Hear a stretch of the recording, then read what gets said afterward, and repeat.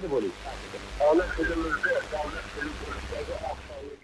start this video off on a positive note, I truly think this has been a monumental year for collecting.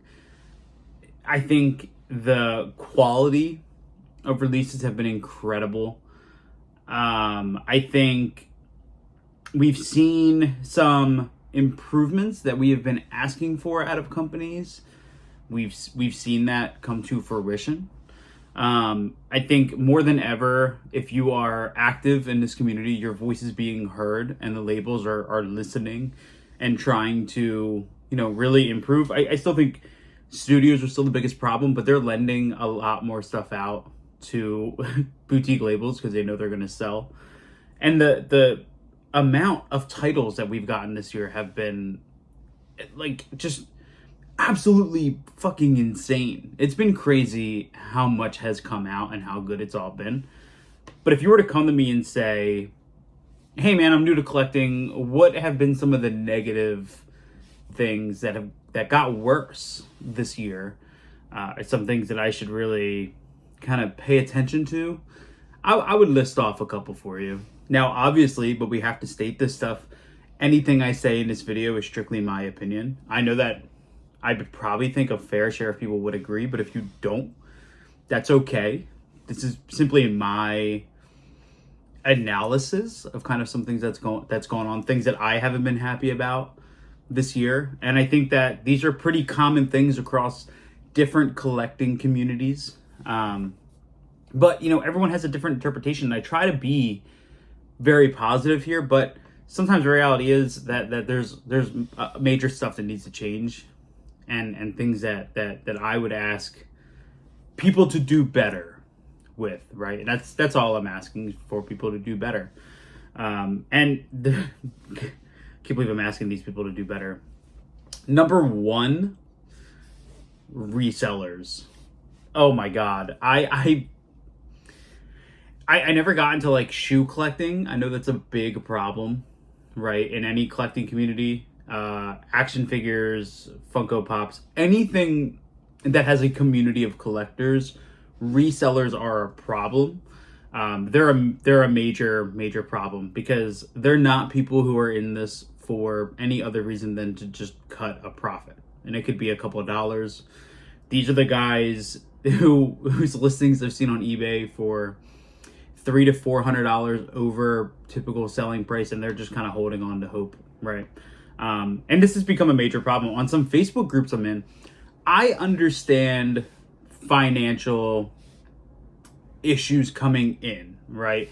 I understand buying some stuff and then, maybe you didn't get around to watch it for a month and then something comes up, an unexpected bill, whatever the case might be, that comes up.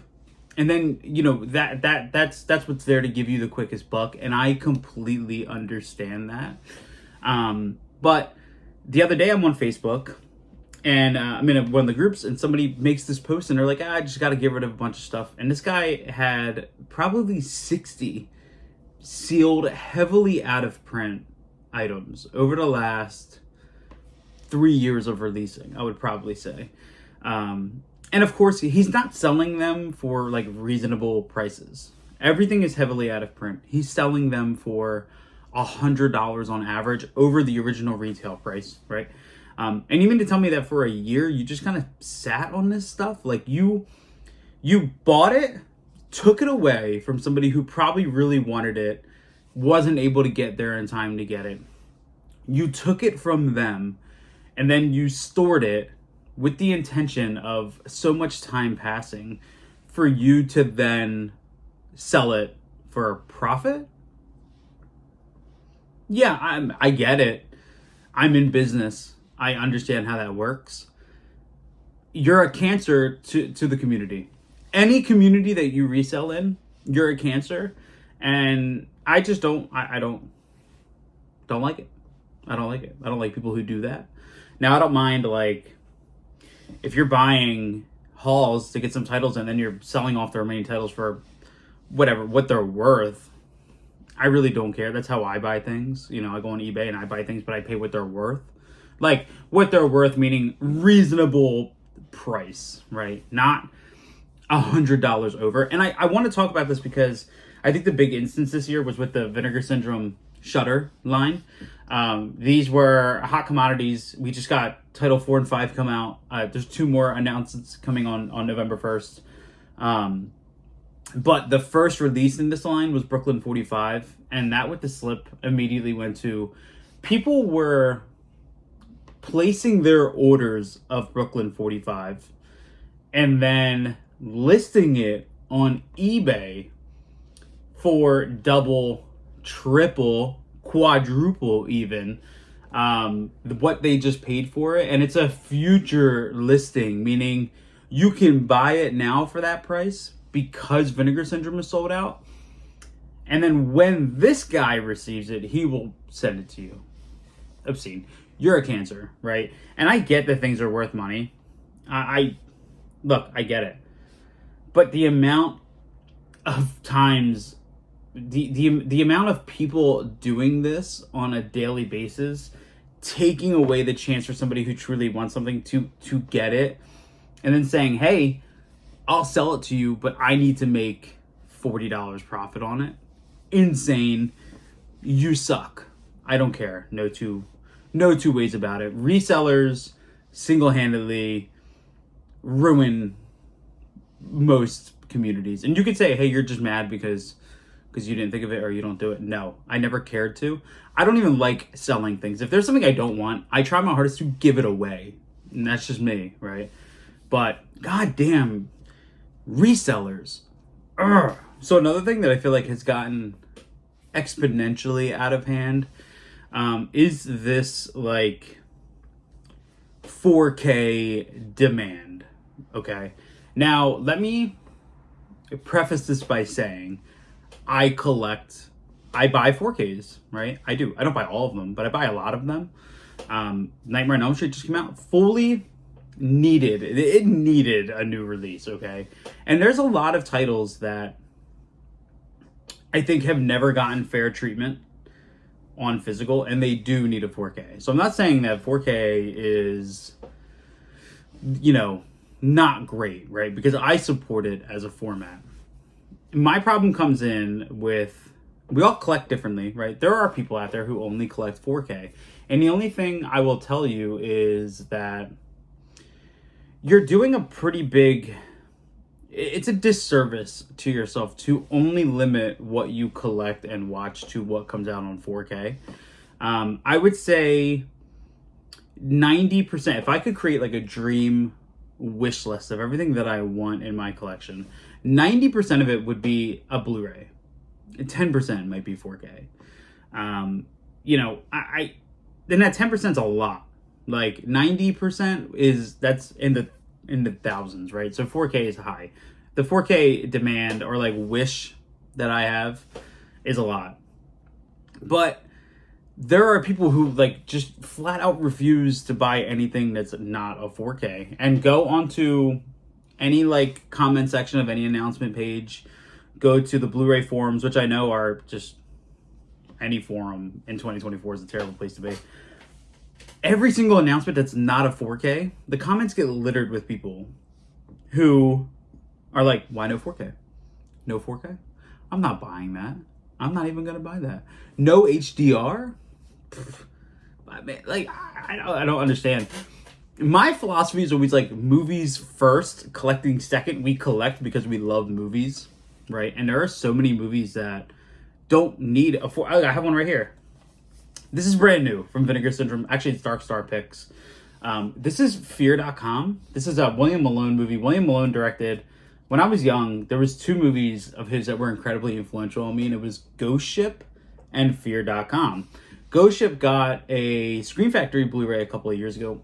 Fear.com has kind of been in the just like nowhere to be found, right? And then finally this got announced. I lost my shit over this, right? I was so happy to get this. This is a Blu-ray. This movie did not need a 4K.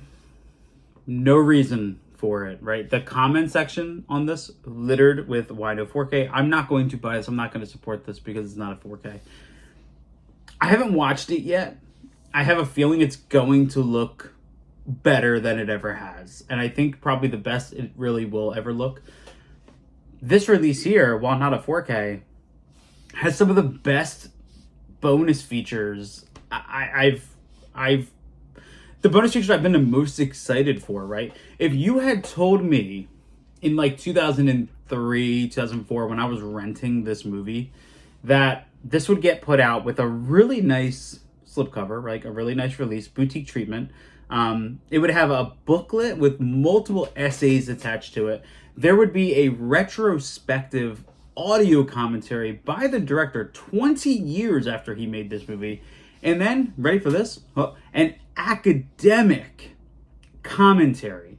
Academic and Fear.com, two words I never thought would be put together. Blu-ray. I'm incredibly excited to own this. There are a lot of people who refuse. I'm not going to say a lot. There is a percentage of people who refuse to buy this because it's not on 4K. And you're missing out. Like, you're missing out heavily because, in my opinion, very few times I buy a 4K upgrade from a Blu-ray. Very few times do I actually see a true difference. To me, I think take a movie from the 60s, the 70s, restore it in 4K, put it out. I always see massive differences. It treats, especially like a 35 millimeter, translates so well to 4K. And if it just goes straight to 4K, like if it goes from, barely a DVD release to 4K, I'm all about it, right? Like that's awesome. But like, I just don't see a world where Dark Star Pictures would have to like invest more money into a 4K. God, I'm curious while I say this.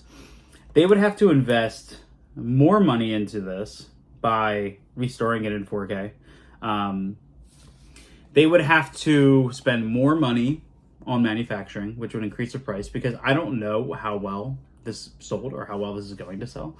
They would have to invest more money for probably minuscule differences. I feel like a lot of times when I watch 4K reviews, I feel like people are just kind of like pulling like stuff out their butt. Like they're like, oh, the grain structure, the sharpness. I'm like, okay, all right. Especially when you're watching something from like, I don't know, whatever. But yeah, 4Ks, just please don't limit yourself to only collecting those. There's a lot of stuff that will never get a 4K release. And if you're collecting because you love movies, Blu-rays are still incredible, right? We need to stop bashing them and assuming that they're bad. We even need to stop doing that to DVDs, I think. So, yeah, 4K rant, end rant, over. So my third and final, probably going to be my final for this video, is pricing, right? I don't know if you've been to a grocery store lately. Everything's more expensive, right? Gas, groceries, things that we need to just survive are more expensive, right? And there's a lot of reasons why you could say things are more expensive.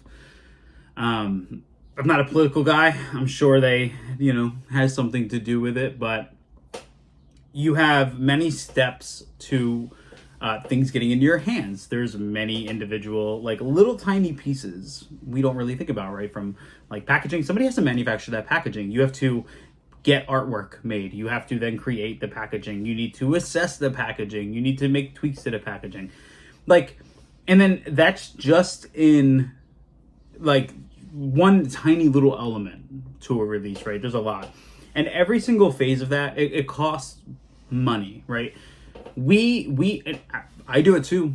We demand so much more now, which is great. We need to put the pressure on companies to say, like Scream Factory, who went a long time doing 4Ks with no new bonus features. Now we're finally getting Scream Factory 4Ks with new bonus features. But like, that costs money. I'm sure that there is a good amount of filmmakers, people that were involved in movies that'll do interviews for nothing or close to nothing, just out of, the kindness of wanting to support and kind of get their word out. I'm sure there is, but we demand a lot. We demand better packaging. That costs money, right? We demand more bonus features. Those cost money, especially if you're looking at boutique labels.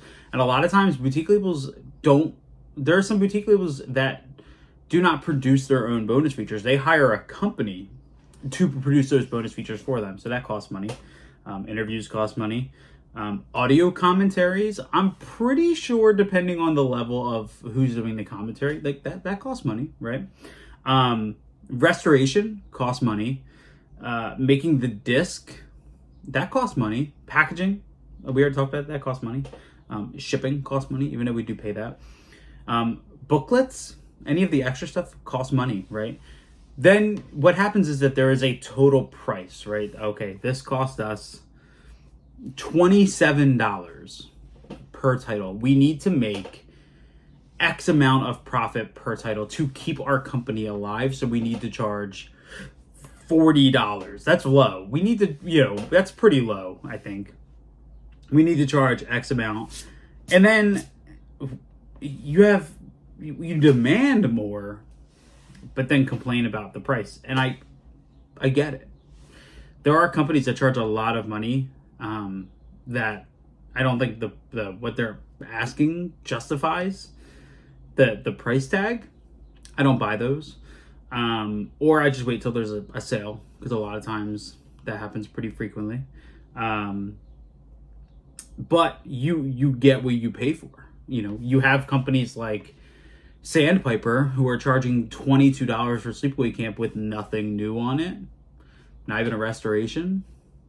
So far that we know. $20. Okay. I get it. But then when there's a new restoration, new packaging, new commissioned artwork, new bonus features, booklets, all this stuff, and they want to charge $50, the first thing people are doing are losing their minds. Specifically, like the recent announcement of the Synapse Trick or Treat. People are like, why is this release $70? It was actually $66, but why is this release $70? I don't know if you perused the bonus features at all, but there is a shit ton here. This is a brand new restoration, brand new bonus features, brand new packaging, deluxe release. Like, it's giving you the gamut. If you don't want it, don't buy it. I understand. To me, to a lot of other collectors, worth the money. I'm talking about, just because I had this on the side, Umbrella. This Caligula set, right? This thing is the size of the Super Mario Brothers set. I think this was $140. Something like that, right? Something in that range, 140. Yeah.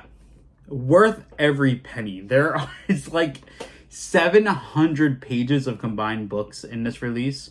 5 cuts of the movie.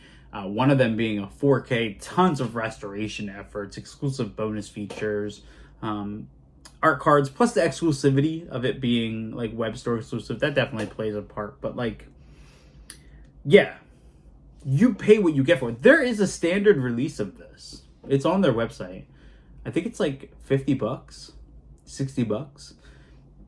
I have no problem with that release. I didn't want that. I want to read, and I want to get the most comprehensive releases I can, which is why I spent the money on this.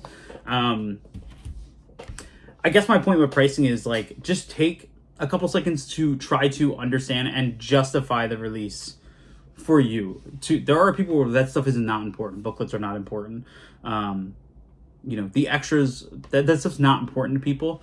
And that plays a factor in the buying decision, right? And I completely get that. There are movies that I just want a basic release of. I don't need all of the extras. So I don't buy it. But I also don't complain about it. I get it. People complain. But like, as a new collector, just, before you click that buy button, take a second to look and figure out if that's what you want. A lot of people were like, hey, I bought that Trick or Treat release for $66. They said there was going to be a standard. Now they said there's going to be a standard. Yeah. I don't know.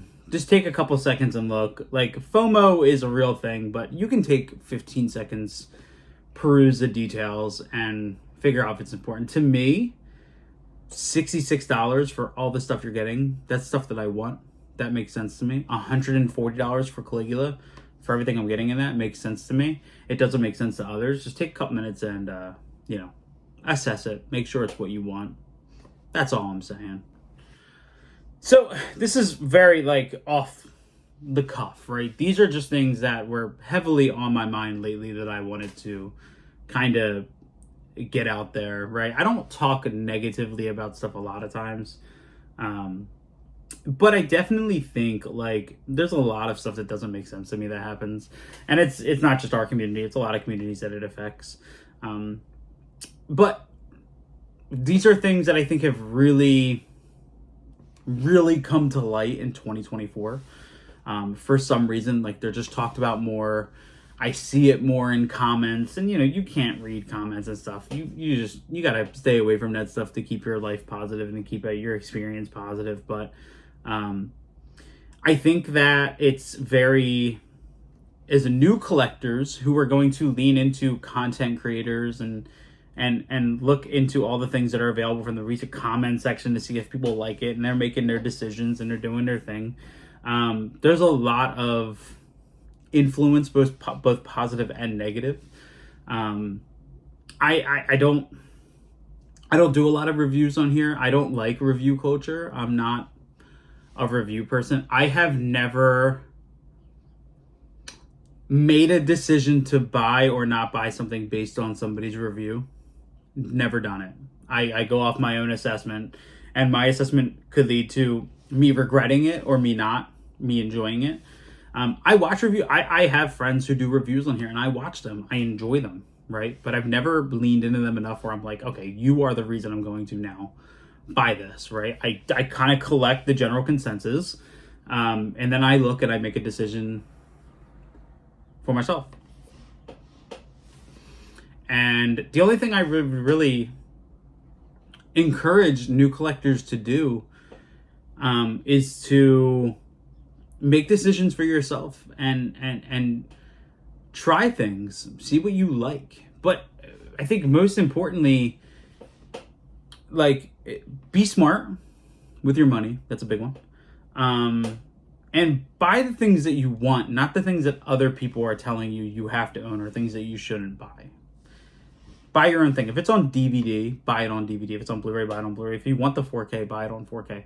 Don't let these little things sway your decision one way or the other, because as physical media, we collect all forms, right? All the time.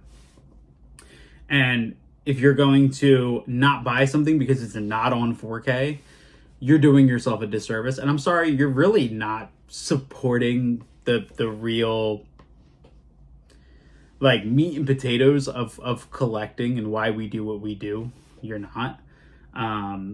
Not saying that there are people who only collect 4K, so I think are excellent influences in the community, but in the grand scheme of things, like, you're really, you're just kind of hurting yourself by not doing it.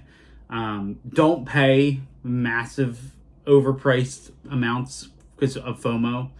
I would encourage you best not to. We've all done it, but I would encourage you best not to.